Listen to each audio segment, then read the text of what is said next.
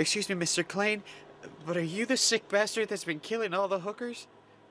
I mentioned that the Asylum initially started out as an independent film distributor, in the same vein as Lionsgate or Troma or Anchor Bay, or a million other competing labels that kept the studio from digging out their own section of the market. And since they couldn't afford to be picky, that also meant distributing some international productions, including the 4-play Londinium movie that was only the second film featured for this retrospective, back when I still trusted the Wikipedia list.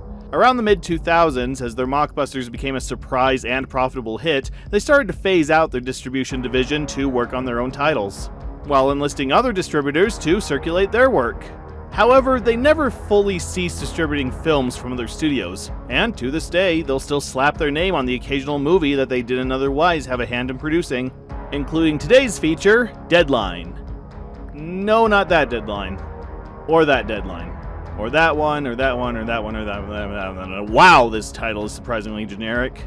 No, the film in question is an Argentinian horror film originally titled Interferencia. That was picked up for distribution by the Asylum in 2006 and given its American title. I've already stated that I want to focus on the Asylum's actual churn out, since otherwise I wouldn't have gotten to their mockbusters until maybe episode 100. But here it is, listed on the studio's official site, so if they're proud enough to claim it, might as well include it. Unlike the last non-canon Asylum movie we looked at, the makers of this film have nothing to do with the studio. They didn't write, direct, or act for anything else the studio produced or distributed. So we're going into completely unknown territory here. Does that mean something of higher quality than the usual studio churn out? Well, let's dial up the movie and see if anyone answers, or we just get a fax machine shrieking in our ears. Is my audience too young to know what a fax machine is? Yeah, let's just start. Martin Sanders is a paranoid recluse who spends his time locked away in his apartment. His only contact with the rest of the world most days being a phone that he's hacked into the other phone lines of the building, allowing him to eavesdrop on the conversations of the other tenants. One night, he idly listens in on someone requesting a prostitute, then finds the next day that a hooker was murdered in his area. Convinced that someone in his building is a serial killer, he attempts to find the killer before he strikes again. But his actions are noticed by the unknown figure, who begins to toy with and gaslight Martin, and he begins to question his own sanity. Will Martin discover the killer before he too falls victim to his twisted games? Is this the first time I've seen a bidet in a movie? It should come as no surprise that I'm not exactly learned in Argentinian film technique. I've taken film classes in college, which usually had a section dedicated to foreign film studies, but they never went into detail for specific countries and cultures. So, before I judge this movie with my American sensibilities, I wanted to get an understanding of Argentine film in general.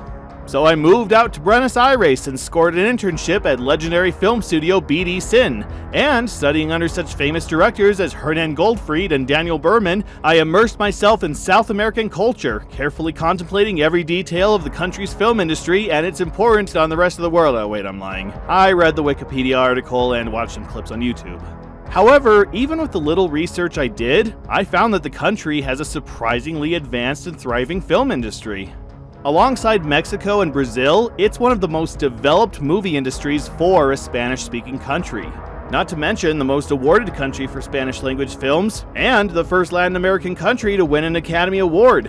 So yeah, the country takes its industry quite seriously.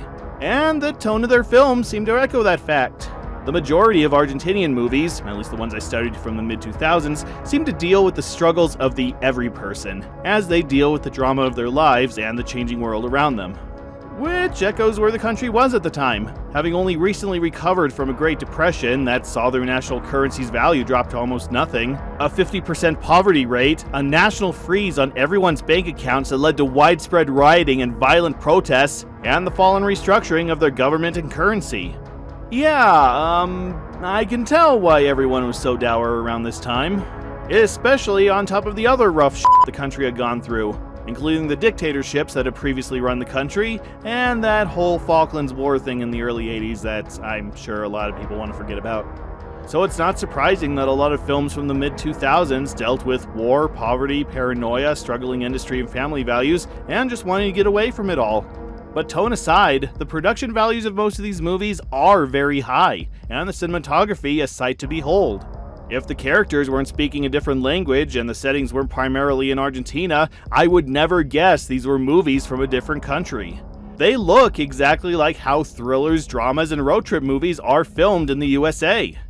A little lower budget, with not as wide a scope or as many effects as a typical movie made for Hollywood audiences, but if I didn't know that this is how Argentinian media looked at the time, I could easily believe that these were passionate B-movies released direct to DVD made with maybe a third of the typical American film budget. And considering the movies I watch, that's a compliment. And yes, there are more fantastical Argentine movies, including family films, but because Disney and Warner Brothers have such a large market share in the country, they're not as common. But there do exist homegrown Argentinian animated movies, including a certain one that's become a cult classic in recent years. Don't try to run, I wouldn't bother. If you come with me, I will be the one who leads you to the slaughter. So, now that I've studied so much Argentinian media that an Evita DVD has suddenly materialized in my hand, I can finally give Deadline the judgment it deserves. That judgment being that, even for how I envisioned Argentine media, and especially after what I know now, this is still pretty bad. I mean, I knew that already, but now I can say it in confidence. As confident as my natural speaking tone will allow me to sound. The setup of the movie is actually a pretty good idea. A loner listens in on conversations in a large yet rundown apartment building, only to stumble across an exchange he shouldn't have heard. So he has to figure out a way to convince his friends that there's a killer in the building, and alert the authorities while keeping suspicion off himself. Sort of like an inverse Rear Window. It doesn't help that Martin is a recluse of questionable sanity, his wife having left him months ago, and he rarely leaving his apartment other than for supplies. So, despite the newspaper headlines that hookers have been found dead in his area, his friends are skeptical that he knows what he's talking about. And even he seems to constantly second-guess himself, since it could be anyone in the building. It may even be his new neighbor he's seen hauling around large garbage bags, but who knows? Just by how I'm describing it, this sounds like a great psychological thriller, where we don't know what's real, what's in Martin's head, and what his friends may be gaslighting. Our lead is an unreliable narrator, and the villain isn't certain, to the point anyone could be the villain. Or there could be no villain, and the murders didn't even happen. In a well-crafted, deeply written story, these elements could come together to create an exciting, thought-provoking movie, providing a deep character study of our main characters and how they shape the world and how the world shapes around them. Sort of like Jane White, if it was a horror film. There's a lot of potential with this idea. Potential that is sadly mostly wasted on this movie. One thing the movie establishes is that it's in a hurry to begin. Normally, the first act of a movie is taken up with world building, introducing us to the characters, setting up the type of people they are, what kind of world they live in, and some subtle hints to the inciting action about to take place. This movie, on the other hand, says screw it, and gives us the inciting action almost immediately. After a long opening credit scene of some guy in a hood, whose identity isn't revealed until the very end, it cuts to Martin in the bath, listening in on the call that will change his world. If you or a loved one has been recently exposed to Omega Mart brand lemons, please dispose of them safely in a lead container. Use of earplugs is strongly advised. Okay, no, it's obviously the killer luring a call girl to his room, but yeah, literally 2 minutes in and we get the source of Martin's paranoia and why he's so suspicious about his friends and the other building tenants. But it doesn't stop there, because then we get Martin driving around town, noticing a homeless person screaming on the street, accidentally breaking his glasses, reading a headline about the call girl being found dead, trying to convince his friends the killer lives in the apartment building, the power suddenly going out in Martin's building, him begging the superintendent to fix it, then going down to the basement to find the power junction, running into another crazy homeless guy, and finding a dead dog in a corner. And that was the first 10 minutes. Yes, really. The movie has an 80-minute runtime, and by guy, they're gonna cram everything they can into it, especially if it makes no sense, and leads nowhere, including some shots of a couple banging that leave nothing to the imagination. I think they're supposed to be Martin's wife and her gym teacher that she left Martin for, but the film quality is so poor and we never get a clear picture of the two, so I'm not sure. And I'm not sure is a good descriptor for the rest of the first act, because after the hectic first 10 minutes, the rest of the movie slows to an unbearable crawl as the camera wanders off and does... I have no idea. We just follow Martin through town as I think he tries to track down who he thinks is the killer, but the camera is so wobbly and out of focus that he could be chasing the monster from Cloverfield for all I know. And then he gets hit by a car, yet nobody does anything, and he just wakes up the next day, cleans himself up, and goes into a building he thinks the killer is in, but he's chased off by a dog, and I don't know. I really don't know. And if it sounds like I'm just stating what's happening on screen with no analysis or input, that's because I am. The movie as a whole has an attitude like we're already familiar with the characters and setting. It's like watching one of the more disjointed movies we've seen so far, like Pirates of Treasure Island. Except it starts in the middle after the characters have been introduced, and we're treated like we've seen the non-existent introduction. So we're just thrown around to different settings and locations with no sense of transition or time-lapse. It cuts to Martin driving down the street, to Martin walking down the street, to Martin talking to his friends in a diner. How long was it between scenes? What are things in relation to one another? Well, the writer-director probably knows, but I don't. And then it cuts straight from the diner to Martin telling the superintendent the apartment building has had a blackout. A scene that goes on forever, then ends as abruptly as it started.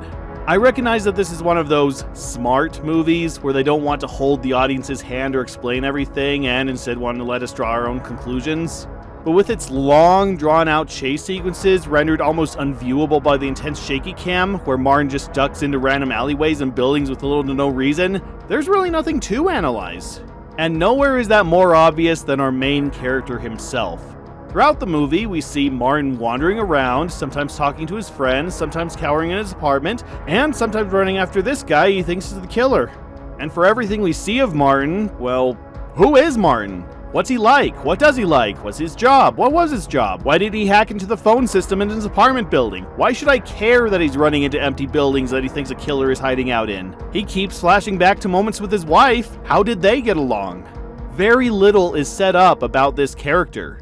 And that's what hurts this movie the most. I already went over this in my Evil Eyes review, but to recap, a psychological thriller requires, well, psychology. We need a well-developed character to follow, someone with a personality who establishes what they like or dislike and what they will or will not do. And why? Now everything doesn't have to be established right at the start. They could take the Silent Hill route and we learn more about them as the story continues, but at some point we need an understanding of who they are, why they act the way they do, and why something triggers them to begin acting differently.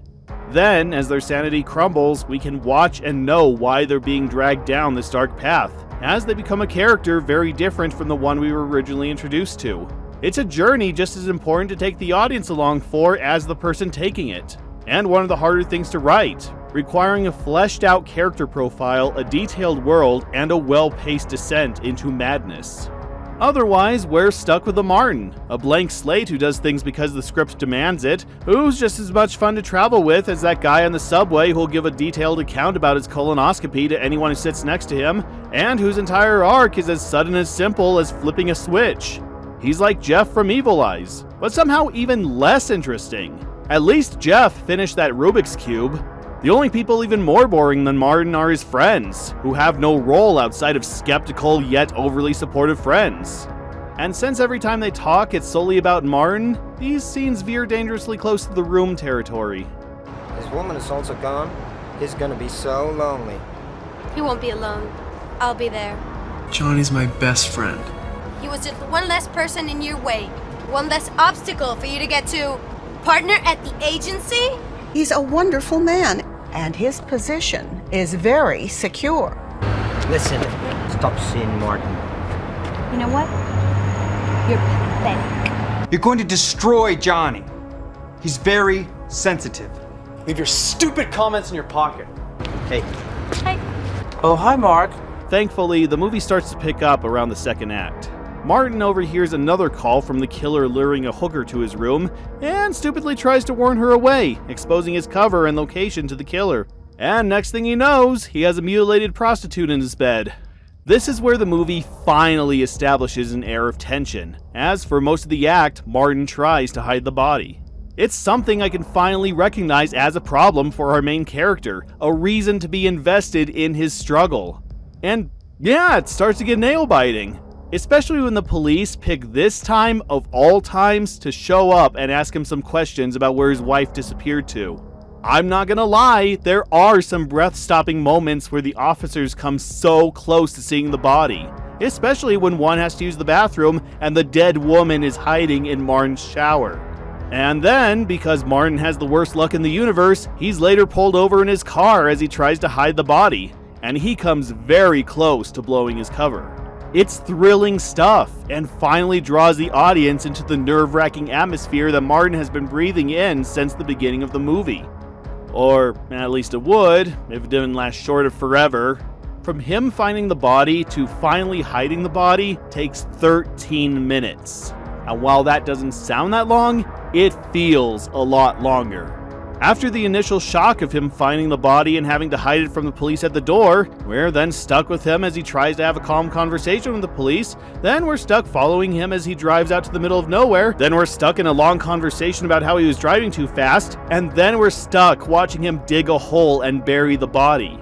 This whole sequence could be cut down to 5 minutes and we'd miss nothing. I wouldn't be so harsh if Martin was an interesting character, or if we were given some interesting visuals or scenery, but most of the journey takes place at night, and as we've established, Martin is as interesting as a cardboard flavor saltine cracker. I never thought I'd find myself longing for the car travel scenes from Vampires vs. Zombies. At least people are talking there, and we get some lesbian makeout scenes. The movie again tries for tension when they break into the apartment of the guy Martin thinks is the killer, but by this point, I was done. I pretty much figured out everything that was coming next, so I just started tuning out.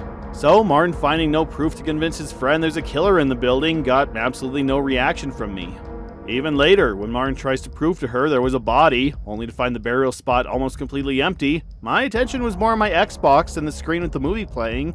Yeah, the killer starts sticking with Martin at this point, sending him threatening phone calls and even supposedly breaking into his apartment, and I still couldn't care less. Because why should I be invested? It's the same Martin we saw in minute 1, that we've been forced to follow through vaguely defined chases through the city, that we had to watch nervously sweat whenever he was in his apartment, and who we still have no clue who he is and if this is normal for him. If the movie doesn't care about its main character, then why should I? In the final act, there is precisely one twist that I didn't see coming. One shocking moment, and even that was completely irrelevant. No, for most of the last half of the movie, I was more occupied in completing Arkham Asylum. A much better psychological thriller, but that goes without saying. And then there's the twist ending. And we'll get back to it. I'm gonna follow this movie's example by creating tension, stretching it out for longer than anyone cares, and following it up with a disappointing payoff. And yes, you can take that any way you want. Unlike this movie, I encourage creative thinking. Normally, this is where I list off the actors of the movie and what else they've been in, but the cast for this movie is comprised of Argentinian actors who have mostly done Argentinian projects. Yeah, who would have thought? If we're judging based on quantity of work, then I guess Jorge Sabate, who plays the mysterious Mr. Klein, is the most prolific member of the cast, having featured in hundreds of episodes of TV shows and in both English and Spanish-speaking films since 1987, including, of course, a background appearance in Evita.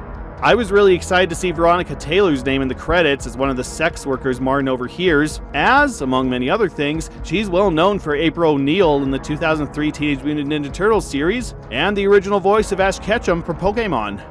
But according to the IMDb page, it's not that Veronica Taylor. Maybe.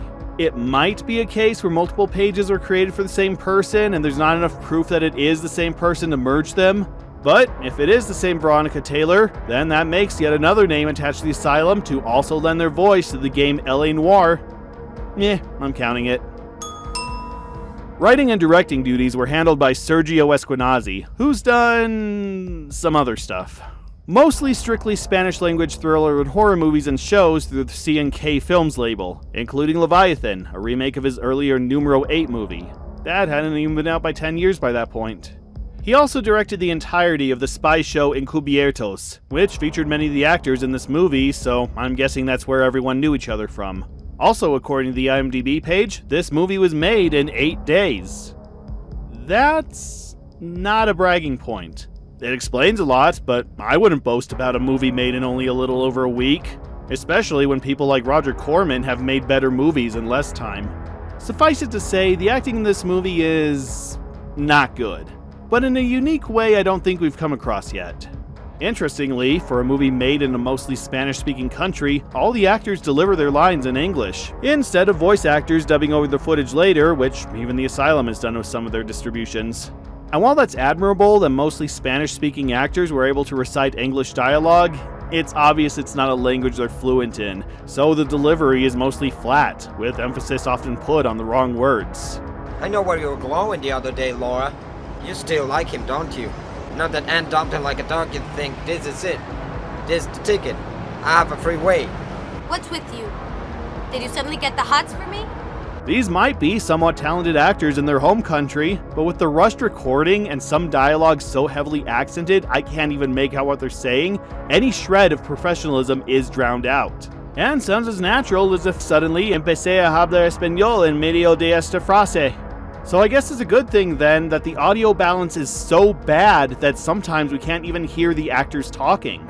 The sound is clearly recorded almost entirely with an external microphone attached to the camera. So clarity is reliant on the size of the room, where the mic is in relation to the actors, and any ambiance from the surrounding area.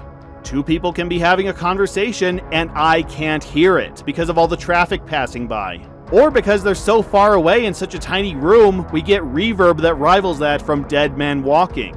There's too much proof. They can incriminate me. And on the off chance the microphone's in the right place so we can hear the actors, the overpowering musical score will put a stop to that. I'm tired of being scared of you. Tell me where you are so we can stand face to face. Even the music is inconsistent. The score is obviously made up with orchestral tracks taken from a library. And while most of them sound clear and high quality, the movie will sometimes throw in a horribly distorted track that sounds like it was compressed for a Super Nintendo game.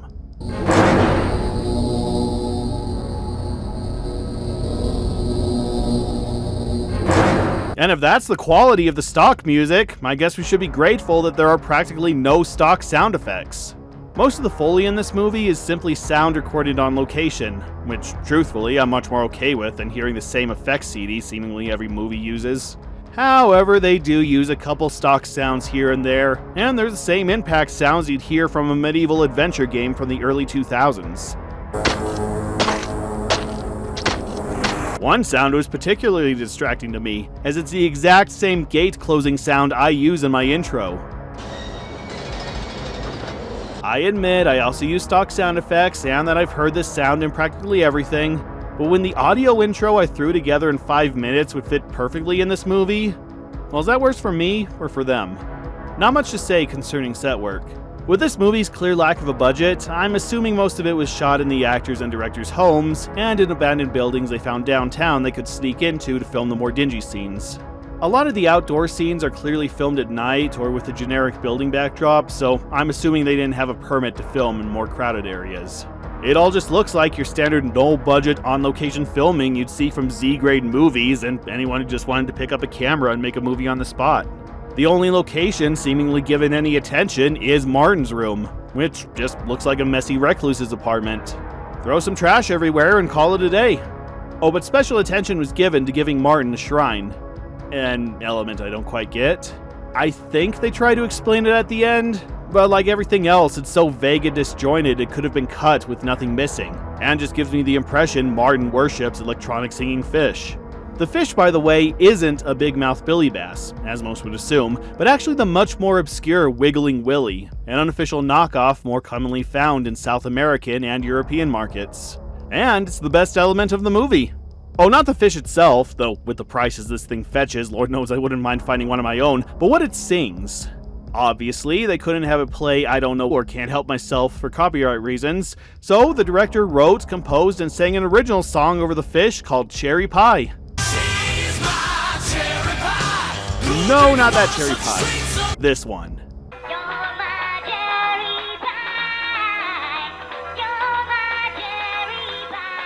And they were apparently so proud of this track, it's used to close out the credits.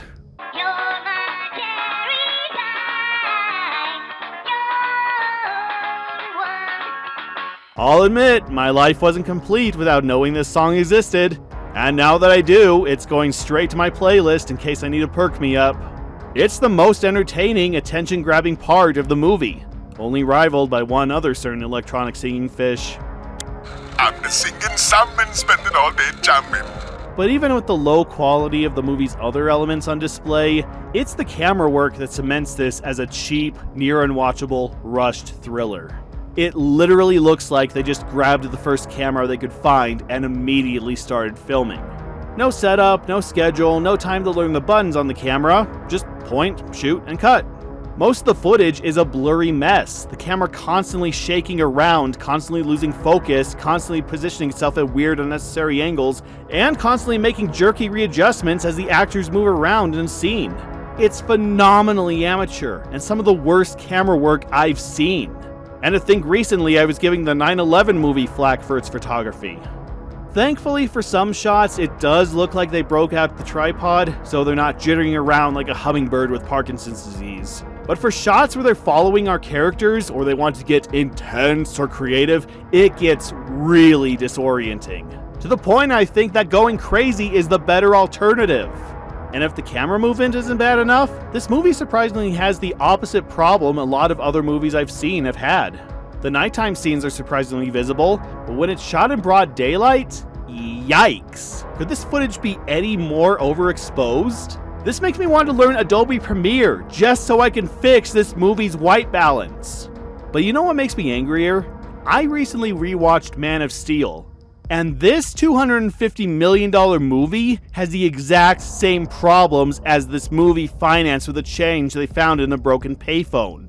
Why does every director of photography of the last 15 years think shaky cam and oversaturated tinning look real? Because it's not! The human head does not bobble like a bobblehead. Unless it's that Bobbleheads movie. But we don't speak of that. And I know 8 days isn't enough time to scrape together that many convincing practical effects, but if you're going to make your own newspaper headlines in MS Paint, at least put in the effort to turn on caps lock. And, at long last, we've reached the twist ending. Now I was actually debating whether to give away the ending, because there's more effort in the last 10 minutes than anything else preceding it. But then I thought, no one's gonna see it anyway. And just admit it, we all know how it ends. It's a pretentious psychological thriller featuring a mysterious slasher who stalks and tortures a shallow recluse. There's only one way a movie like this could end. In fact, why don't we all just state the twist at once? Ready? 1, 2, 3. Martin is actually the killer. Yes, the movie pulls a Shutter Island or secret window and shows that our main character was crazy all along. He's a paranoid schizophrenic with multiple personality disorder, and he imagined almost everything up to this point. The calls he overheard never happened. His phone was disconnected months ago. The headlines about the serial killer? Nothing of the sort. He's been clipping out random headlines and only thinking they say what he thought they said. The body he found? Never existed. He just buried an empty sheet. And his wife he said ran off with her gym instructor? He killed them both and stuck them in the fridge. And now, out of the blue, he's gone completely Jack Torrance loony for loony flakes, and he kills his landlord and tries to kill his girlfriend. Now this is really not that bad a twist, and would be a great ending for a better movie. But because so little has been established about Martin, his turning psycho has as much depth as pushing a button marked crazy not crazy. And even then, with lack of setup for any of the other characters in this movie, it was obvious Martin was gonna be the killer. Because who else was there? Aliens? Actually, I could have gone for that. I never would have seen it coming. The revelation we got earlier about Martin's friend was the more shocking reveal. Which, should I spoil that one? Yeah, I'll think about it. Oh, but that's not the end. No, this movie, which didn't even earn one twist, decides to end on several. Because then we cut to Martin's girlfriend, who had locked herself in the bathroom to get away from Martin, and for some reason she decides to leave her safe space and just wander the building for a minute. I was really hoping at this point that the twist was that she was crazy, that the whole thing was her hallucination, that Martin didn't even exist and she's just a drugged out squatter in a worn down abandoned apartment building.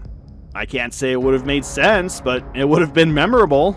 But no, she just walks around instead of, fleeing the building and getting the police, traps herself in the basement, and is killed by Martin. We then get another twist where it's 3 months later and a now homeless Martin is mumbling to himself in a subway station. The friend walks by and, without knowing it's Martin, asks himself how could someone end up like that? And if the movie ended there, that would be perfect, echoing the same remark Martin made when he saw a crazy homeless man at the beginning and bookending the story. But instead, we have to watch as Martin stalks his friend onto the train, and it's implied that he kills him. Between this and Vampires vs. Zombies, what is the deal with super independent, zero-budget horror and thriller movies having multiple nonsensical twists that last just short of an eternity and wrap things up as well as a shipping envelope made out of wet toilet paper? They're not earned, they're not interesting, and they answer nothing. It's just a sign that the writer gave up, knowing they're going to get paid either way. At this point, why not end by turning Martin into a zombie, or having a skeleton pop out? What's that? Those are two horribly lazy joke endings and those memes are outdated by over 15 years?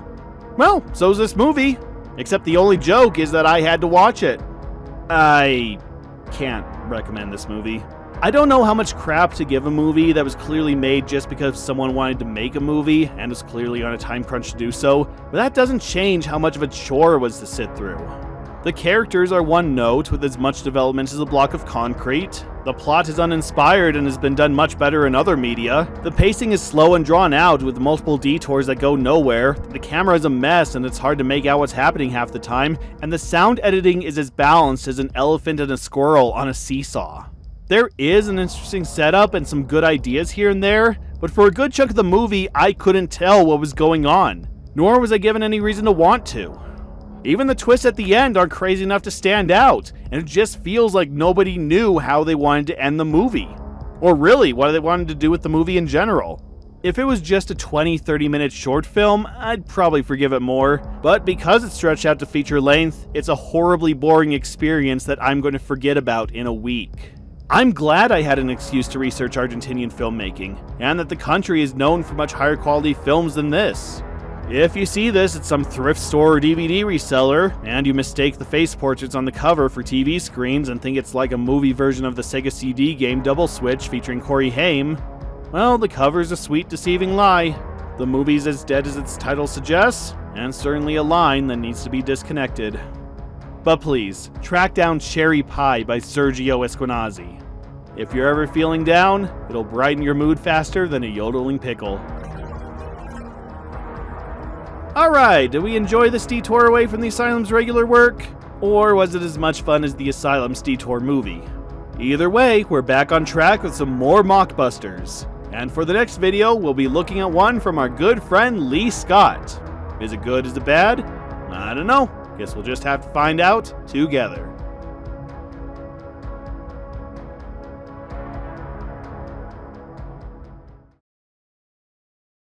Alright, fine. Martin's friend is gay and wants Martin for himself, hence why he was so rude to Martin's girlfriend. That's the most shocking twist of the movie. You can now sleep easy knowing your life has been enlightened by that revelation. Hey there, you've reached the end of the video. If you enjoyed it, please take a second to like, comment, and, if you're so willing, subscribe. It's how my videos get noticed, and it encourages me to keep making them. And if you'd like to be even more incredible, check out my Patreon. It's a measly $1 to be credited at the end of my review videos, and if you'd like to contribute more, well, there are higher tiers and extra rewards. Whatever you decide, stay awesome, keep watching, and I'll see you next time.